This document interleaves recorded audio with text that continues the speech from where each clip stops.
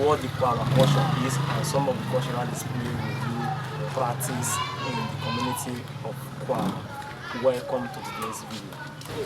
I am Chief Poeta Siraka, married on one of Kwawa. I was born and bred in Kwawa. So as a little boy, I witnessed some cultural and traditional heritage of my people, which we were very rich and we all partake in it. Some of these cultures include the New Yam Festival. We have the Kara Festival and we have the Ban Festival and others. There are too numerous that we cannot mention all. Like the New Yam Festival, this is always to appease the God and to celebrate, to give thanks to God for having us to enjoy a fruitful harvest. Because from the January we started farm work in the new year. Because the day we go to the farm, clear bush and do everything and we work. For all the hurdles we pass through wild animals that will be dangerous to human beings. When we are prepping there, we are clearing their habitat. They may not be happy, so sometimes most of them get aggressive. So at the end of the day, after a successful farming season and our harvest, we have a bountiful harvest. So at the end of the day, we go culturally to appease the God by having a festival.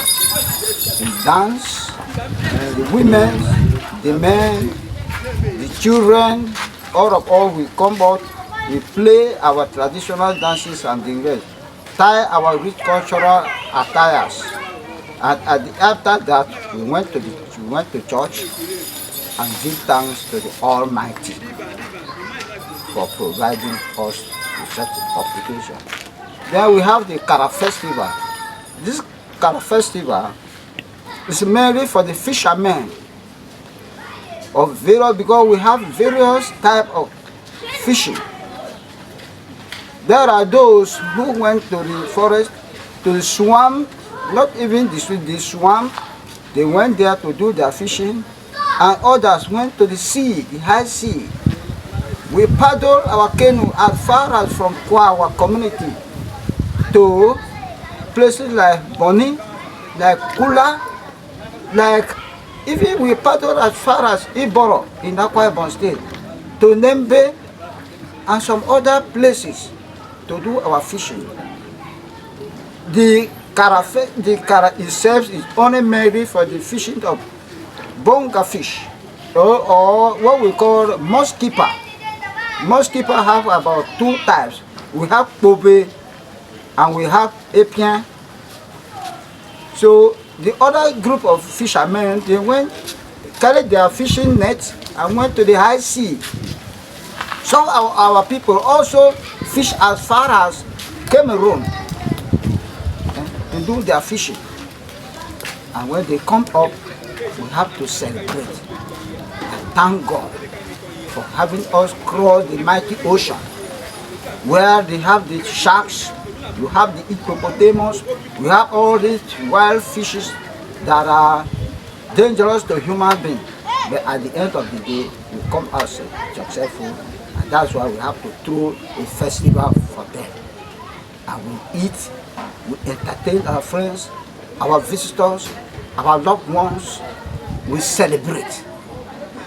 These are what are most things that we do.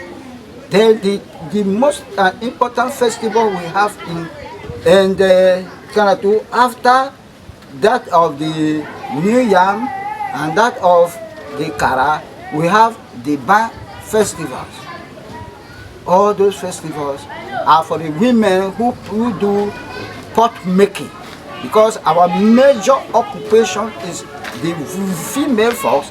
They did pot making using the clay, because we have it, the clay, we have it abundance in our in our seed there. We have many deposits there. They are there. So the women went there, extract this pot, this clay, and make it into pot making. Hold on, sir. Okay. So what I'm trying to say is that if there's any company that are looking for where to mine clay from, that they can actually come to Kwawa, that we have it in abundance. We have it in abundance. Even before in the late 80s, we have the River State government established a pot making industry in Kwawa community. But it was not, they were not able to carry it on. The project just about 4 or 5 years in existence, the project just died out. And we still have the site now. So if we have an international community, like the Chinese, like the Indians, who are very much involved in this clay business, enamel, because they can use it to manufacture a lot of things. They use it, those breakable pots, the tiles we are using, the eating plates, we have the sink that they are using, even the bath that these people using how they can make it. We have this thing in abundance, it's the deposit there, and it is on tap. So we need foreign investors, even local investors that can come and mine this material and use it. Okay, so that they can create jobs for the teeming youths. Okay, sir. So let's continue. Then after that, we have the tapas, that is the papi tapas, because we have the raffias. Our swamp is full of raffia, and they are there, the raffia palms, they are there. And what we need is tapas. Our people, they tap original palm wine, which can be refined into hot drinks, kai kai, or snaps, or any other drinks. Okay, can be used for. Then you have those that cut this palm fruit. You still have it there. It is in abundance. Our forest is full of palm fruit. They are even uncut because the youth now have abandoned it and went to town for white-collar jobs. So if the foreign investors can come, they can still invest into all these things to make life meaningful. Like in form of resopan of those days? Yes, in resopan of those days, we still have an area that this thing can be. We have a vast land that if it is even the people are not willing to go into it, because like we have a place which is called Wheeler. We have more than 2,000, more than 2 or 3,000 hectares of land that is there, because we have to cross the sea. And the local women farmers, they cannot be crossing the sea.